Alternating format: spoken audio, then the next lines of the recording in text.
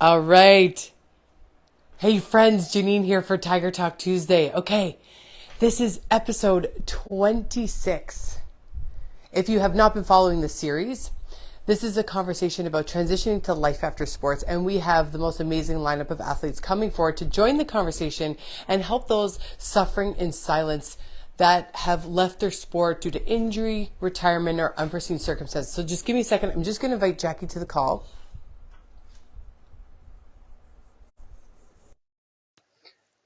So we're just going to, we used to go to UNH together, so the University of New Hampshire. I mean, I was there 2000, 2004, so she came in a bit after. Oh my goodness. So just turn your camera horizontal. Uh-oh. Yay. Hi. I don't know why it was horizontal. Oh, Oh, maybe no, I'm all screwed up. maybe I was messed up. Sorry about that. But yay, we're here. Hi. Oh my gosh, what a blast from the past. It's so fun to see your face. It's crazy how it's almost like 20 years ago. No, can't be. We're not that old. I know. Okay, so I'm going to do a quick little intro for those of you who do not have any idea who Jackie is. She is currently the head coach of NCAA Aurora University. This is her fifth season actually with Aurora. She's got a crazy impressive coaching experience, instructing and teaching background for the game of hockey at various levels. So currently she's the girls hockey director for Illinois Select. And before that was head coach of the girls hockey at her alma mater, Culver Academies Prep High School. She's worked for USA Hockey for the past 8 years as a player development coach, and has also coached at numerous camps and clinics in Illinois and across the country. Kooistra earned a Bachelor of Science degree at the University of New Hampshire, where we met, while majoring in Kinesiology and Sports Management and a minor in psychology. As a player for the Wildcats, she had a really impressive career, garnering many awards and accolades. During high school and college, she was selected to play at the Olympic Training Center in Lake Placid, New York, and to participate with Team USA under 18 and under 22 camps. Impressive. Her diverse coaching background, along with her focus on team culture, player development, and skating skills, make her an incredible asset to her team. So welcome, Jackie. Hi, thank you so much for having me. I know. Oh my gosh, I'm so sorry. I have a dog. We all have dogs. Willow, stop. That's okay. That's My a cute fault. name, Willow. It's okay. Willow. You know what? Today you just got to be able to roll with it. That's what this is. So let's go back to your very first transition, which was after you left your playing career at UNH. What was that like for you? So leaving playing was really difficult, not only because I had been playing a college sport, but I also pretty much dedicated my entire life to the sport of hockey and getting better and working and playing and working hard. And I went to a prep school when I was 14. I moved away from home and lived in dorms so that I could play. Yeah. So by the time I was 14, I basically lived on my own, but I had like a set schedule for my daily life that was given to me every single day. And you ride on the bus, you're with your team, your coach tells you when you eat, when you sleep, when you do your homework, all of the above. And then transition that straight to college. It's the same thing. Every day you get an itinerary and it says when you're going to class, when you're eating, when you're sleeping, when you're playing. Chicken parm. Nothing but chicken parm. I actually can't eat chicken parm anymore, really. Senior year, I tried to tell Coach Mac I was gluten-free, but he wasn't buying it. He was like, Oh my no God, way. No way. So, I mean, they even feed you. Exactly. I don't think I could ever eat chicken parm again. We had it so much, to be honest with you. But to go from having that every single day of your life to just one day, it's gone, was really challenging for me because I needed structure. And I didn't realize that I needed structure. I thought that I was like, oh my God, I've been missing out on all of this fun and all of these things and all of this and that. But then at the end of the day, like I could not get myself together, and it took me a while to actually like function as a normal human So being. can we slow that down a bit? Because I want to kind of paint the picture, because there's one thing, especially the athletes that are watching or maybe going through it. What did that day to day feel like with you without the lack of structure? Like, was it like, what am I doing for fitness? Or is it just like freedom? I'm going out all the time with my friends? Or what did that look like for you? I think it was a little bit of both. I definitely did the going out all the time with my friends part. Definitely a lot too much, because I hadn't done it, you know, like went to boarding school and then straight to college, and you have strict rules on your drinking. And whenever we could drink, we would, you know, go out and have fun. So I'm thinking like, okay, well, that's supposed to be what I do for fun, I guess, because I didn't have hockey anymore. Yeah. And then it kind of took control of me for a little bit, where I felt like that was kind of my identity, was like, now I'm not like the all-star athlete, but I'm like the fun party girl. And it really like kind of took control of my life for too long, to where I don't even drink anymore now. I'm completely sober. Oh, really? Eh? Yeah. Yeah. That's a good, I mean, that, you know what, I'm seeing a lot of, I was just actually reading something about that online. You're seeing a lot of people that's kind of like the new normal.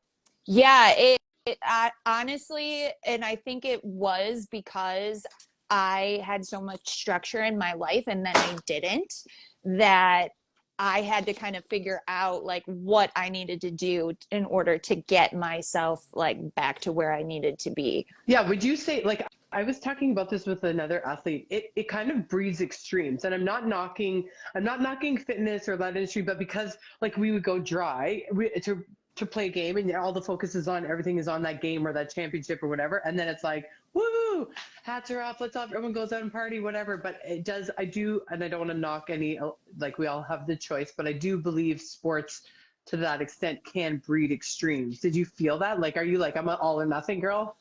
Absolutely. All or nothing. And I think that maybe why I'm a really good coach, because that is kind of what I pour myself into now, to that all or nothing extreme. My husband's giving me a weird look because he thinks I'm, because it's like almost like an obsession, right? It's like I was obsessing as a player over watching my opponent and figuring out like what I needed to do to be successful. And then when you took sports away, I was like, okay, now I'm a party girl, so I'm going to be the best party girl that there's ever been. And now that I took that away and I'm really dove into coaching, it's more or less like, how am I going to beat my opponent? What do we need to do? What are they going to do? I'm always trying to be a step ahead.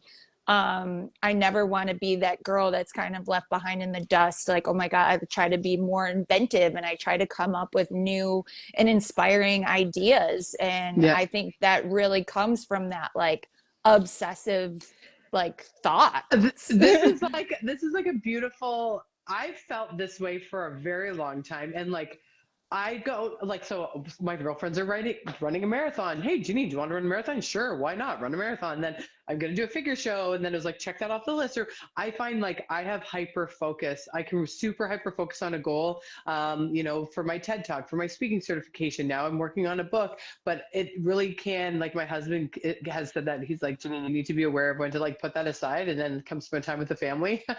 Because I love to focus. Speaking of your TED Talk, so I've done like so many podcasts where like I don't even think anybody really watches, to be honest. So like I never get nervous.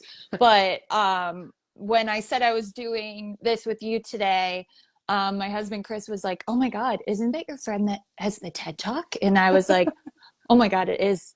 And then I was like, "Oh my God, she's like famous." And then I kind of freaked out because I was like, yeah, not at all. People might actually watch this one. No, not at all. You know what? I always tell everyone too, the best speakers are just real and authentic. You know, it's just about being genuine. And that was hard for a lot of people initially to sometimes be shared. But I don't want to, when I talk to athletes, I'm like, tell me what we can't Google. Tell me what we can't find online. You know, so you struggle with that transition. That makes sense. I mean, you started at 14. And then because some of us just go from home to college, and like you had double whammy on that Mm-hmm. structure piece. Because I Yeah. always say with athletes now that leave, I'm like, start with structure. It's a simple thing. Implement some routine. Then, so how did you navigate that to your next area of success? So, I got an internship with the Chicago Yes, Blackhawks, yes, which that's I right. took, and that kind of brought me back home to Chicago, which was nice because my family was all here, and that really kind of was able to ground me a little bit and get me back to like, on track. So, um, that internship was actually a big eye opener for me because it wasn't on ice, it was behind the scenes Mm. stuff. I didn't like it. I mean, I loved the organization and I really liked when I got to work with the little kids. So they like literally just let me run with the Junior Hawks program because I was the only one begging to do it. Yeah. Like literally nobody else wanted it. And I was like, just let me have it. Let me do it, please. So I would run like the whole program before the games and during the intermissions of like the little kids playing in the Hawks jerseys and doing that experience for them where they like you set up the locker room and you put everything in there for when they walk in and just seeing their faces light up. And I think it really kind of brought the love of the game back for Mm. me when like being at the games and stuff. I was kind of like, oh God, I'm in corporate sponsorship. Like it wasn't like I was in the game. It was like I was around the game. Being with the little kids got me back in the game, and they were just so inspiring. Like they loved every second they wanted to they even wanted to take pictures with me, and I was like, okay, Nice. that's mine. But it just really brought the love back for me. And then it was like okay, this is my thing now. Like, this is what I'm kind of known for here, and this is what I'm going to do. And so, again, I kind of hyper focused on this is my thing, and I'm going to make it the best. Yeah. Right. So, I kind of turned the internship around from just being in corporate sponsorship, marketing, that kind of behind the scenes stuff, and was able to kind of get myself back into the scene. Yeah. No, I love that. And I mean, for people watching, like, how does someone land an internship with the Blackhawks? Or any NHL team? Is that a common thing that people can do, or? I mean, it was a big interview process that I had to go through. So I don't know. I just got it somehow. Praise Uh, Jesus. Clearly your path was defined. I mean, you've been coaching. I was looking at your resume and I was like, damn, you've done a lot since university in the coaching and the player development. Talk to me about USA Hockey. I mean, you've been with them for 8 years. Um, Mhm. well, what's that experience like? And you're still continuing to do it. I mean, what a great organization to be a part of. Right. So as a player, again, structure, right? You're there at National Development Camp and you're given your itinerary and the bus is going here and there and everywhere. And, that's the way it goes. And then as a coach, it's not much different. Yeah. You're on their schedule. You know what I mean? So I really enjoy doing it because it kind of brings me back to the playing days, even though I don't have to, like, I can actually eat the ice cream in the dining hall now. Yeah. They turn Yeah. it off for the players, but the coaches can eat it, so that's always a plus. What's that like for um family life, like as a coach? Because I know it is a demanding schedule. I mean, I've got my cousin, her husband's a basketball coach, and I mean, we've seen it with Coach Mack and Coach K when I played and stuff like that, different coaches. How is that with because you've got younger children? right, I have two kids. My daughter Emma is 11, and then my son AJ is 7, about to be 8.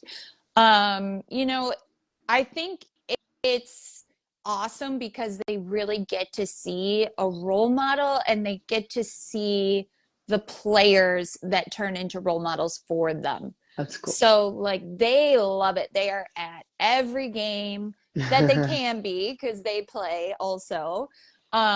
They are always in the locker room with the girls. AJ now is getting a little bit older, and so they kick him out, you know what I mean? But AJ's our biggest fan. Like some games, like we'll have like a 2 p.m. start, like a random Thursday, you know, like there's not going to be that many people in the stands.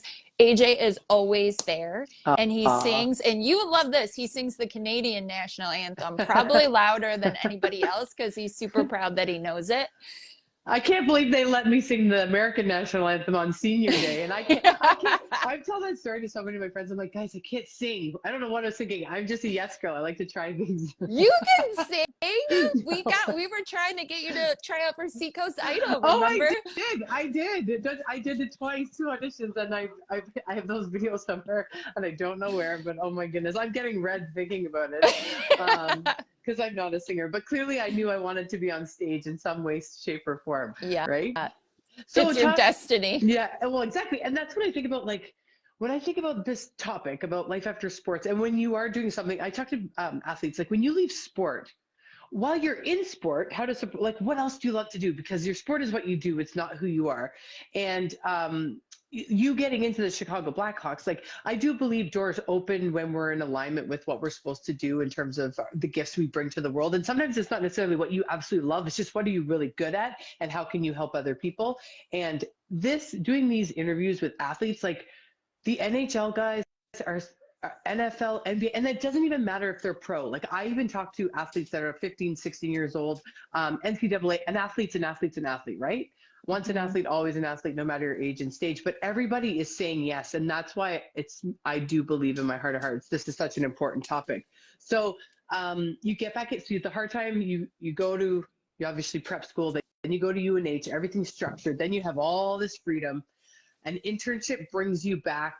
Was it just like a moment of, okay, Jackie, who are you right now? Like, this is not who you are. We got to and then you start to figure out, like, what am I going to get some organization in my life? Or was there someone who kind of came in from the outside and said, hey, Jackie, I think you should be doing something else? Or what made you kind of click in that other direction?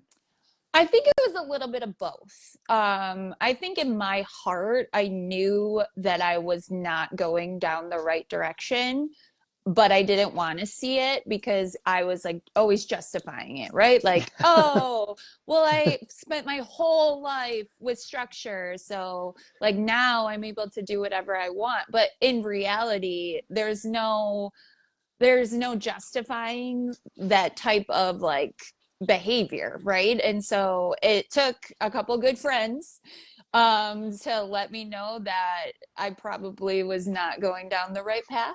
And those friends to this day, I love them. Yeah. And of course they were hockey friends. UNH girls. Thanks, guys. I'm pretty sure I know who those few are.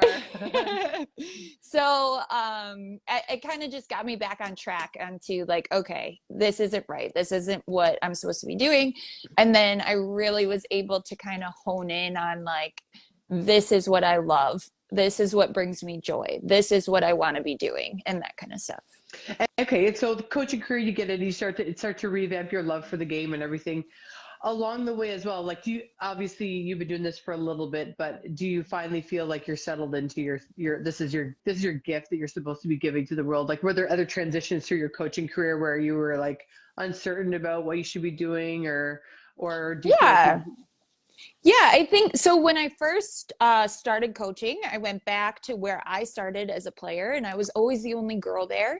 Go back, and there was still no girls hockey. There was like 1 or 2 girls on a boys team, and that was it.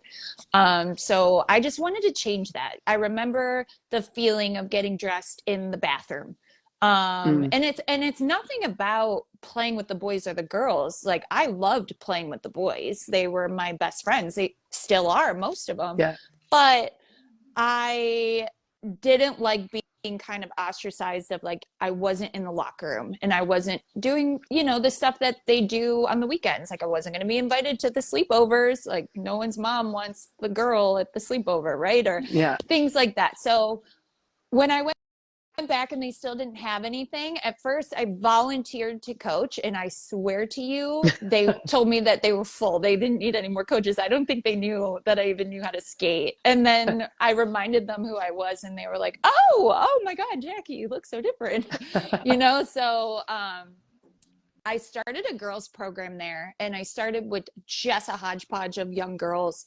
And in a year and a half, it grew to 130 girls. That's amazing. In that organization. Yeah, it was. And that was just an internal nudge that you had. That was a call, like you just had this feeling to follow that. Mm-hmm. And that really is what kind of kickstarted my love for growing the game and coaching. Oh, I love that. So this is a big part of the development part that I do with mindset and resiliency development. And actually the gift came to me after I was diagnosed with breast cancer, because up until my 40s, I was able to muscle my way through. I didn't have to do the hard work and sit with myself and as athletes, we're so used to the external validation. Whether you have a full pack stands or not, we still did the autograph signing. We still got treated like kings and queens on buses, and we still got to do all those amazing things.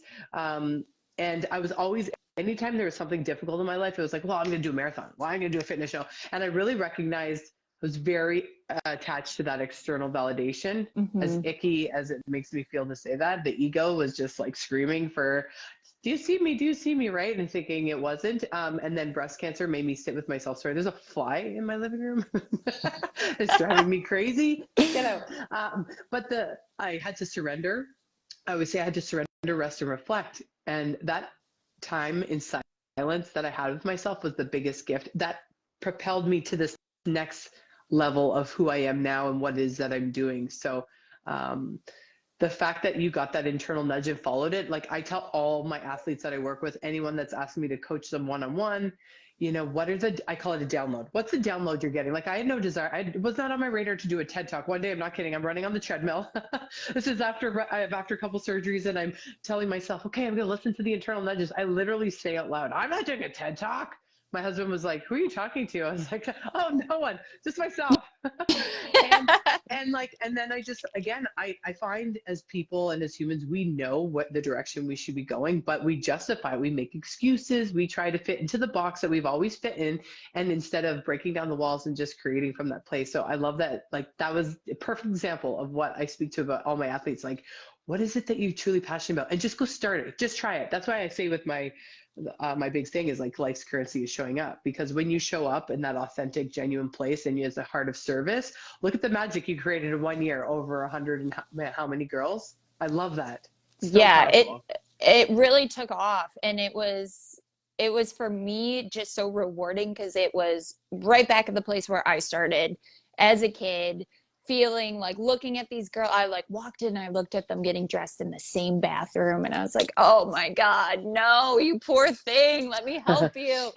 So we actually got a girls' locker room built in there. And they put like a quote of mine on the wall, which was kind of cute. Yeah. So yeah, it's still there, I believe. My daughter played at that organization. Now my son plays on the boys' side of that organization. So. Oh, that's so special. Okay, so if there's an athlete, I do have some friends that have left the NHL and they're struggling.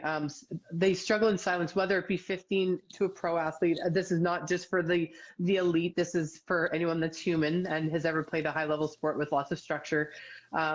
What would be your top 3 pieces of advice for someone watching who's sitting in a dark place, or doesn't even have to be a dark place, or just struggling with like, what's next for me? I remember when I thought like, oh, is this what I have to do to be in shape? Just go to the gym every day? Like where was the team? Where were all my teammates? What would be your top tips? So number 1, I think a tip that I would have liked to have when I was finishing up is just like, relax. Everything is going to be okay. I was so used to having everything done for me and doing everything daily routine that I did not know how to sit.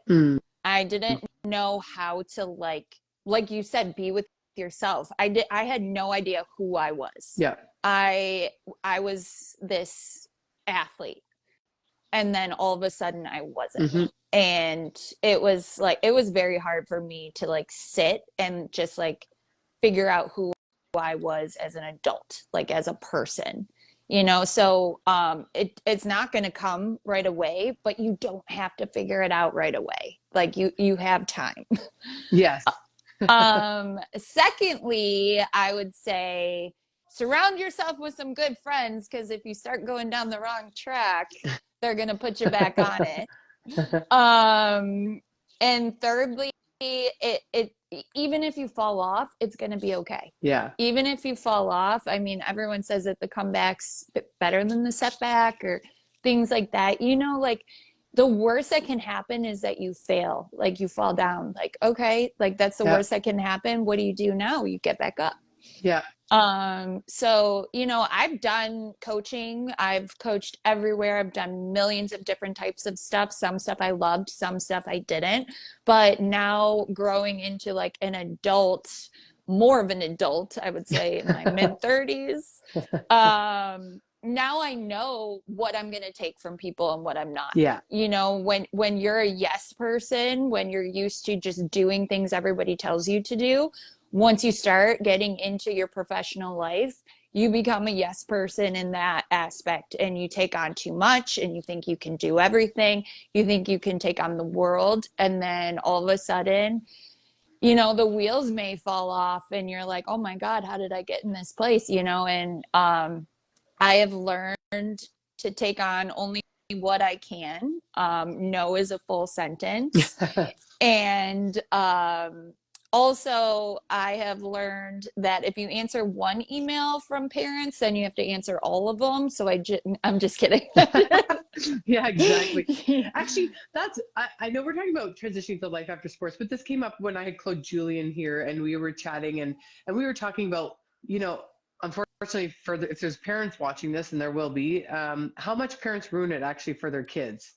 And I don't want to, that's a very bold statement, but we've seen it. We've seen the car ride home scenario where you get dished on everything you did wrong. What would your advice be to parents that are, and I'm sure you have kids that like some come out of the gate running, some in a year or two, they just develop into that player.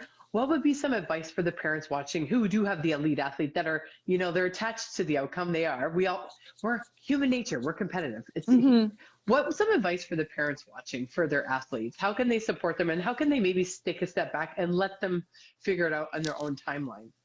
So I guess I kind of have the best of both worlds because I'm both. I'm a coach and a hockey mom. So my daughter plays for the Chicago Mission, and I do not coach her team.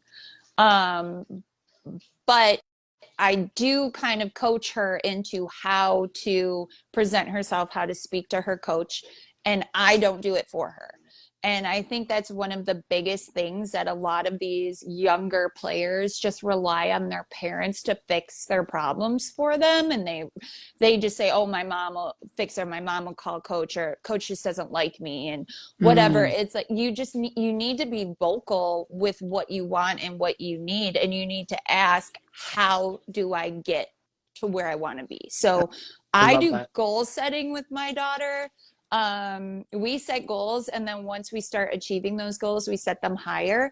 But I encourage her to go to her coach and say, my goal is to be the second line center. Right now I'm on the fourth, not good enough. How do I get there?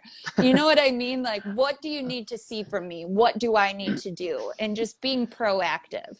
Well, I remember at UNH, I think it was my freshman year, so you weren't there yet, because I was a year or two ahead of you. But I remember it was Coach K before Coach Mac that was coaching, and I went from first line to fourth line, and I was like, I remember going into her office and being like, I don't know what happened, and she's like, you're too fast, you're messing up the whole line. Like I didn't have any control on my speed.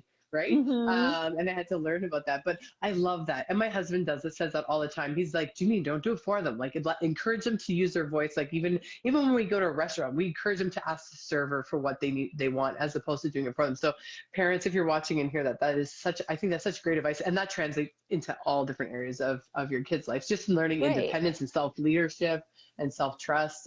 So that's awesome.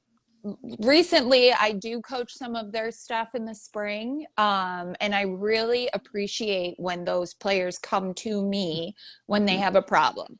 because I would love to talk to them about it, but like talking to the parent right away, and they get a little bit aggressive sometimes because they're passionate, right? I mean, it's their kid. Yeah. But at this age and as they get older, it's better definitely for the child to be the one to speak to the coach, because those are the two that need to be meshing. Yeah. No, I love that. That's such great advice. Anything, I'm trying to think if I haven't asked you anything while we have you here. I mean, congrats on all your success. I've Thank watched your you. journey. Thank God for Facebook, because I get to see all UNH athletes and athletes all around. And I've watched you navigate this career of yours. And your name's popped up, and I forget, I was in other coaches. I've heard other coaches bring your name up. And I'm like, are you talking about, because your maiden name is Webster? Yeah. Webster or Wedster? Did I say it right? Wed. That's Webster. Yeah. Okay, so I said it right. And I'm like, I used to play with her. So whatever you're doing is making it to the Canada side as well. I remember we were here locally. So congrats on all your success, and thank you for sharing this great information. I love a Canadian hockey player. Half my college team is Canadian, so maybe that's how I got out that way. Exactly. Well, any last words of wisdom for any athletes watching, and on the whole topic of life after sports, that you'd like to leave them with? Honestly, I would just say that, like I said before, it's not going to be easy, but you just need to take it one step at a time, because trying to be perfect is never going to work. And just keep showing up and keep doing the next right thing, and things will be great. You heard it best, guys. Jackie Kooistra, she is NCAA head coach at Aurora University, one of my old teammates at UNH, University of New Hampshire. Lots of coaching and development, Team USA, all the good things, or USA Hockey. And thank you so much for joining us today, Jackie. Thank you. Thank you so much for having me. Of course. And we'll see you soon. All right. Bye. Bye.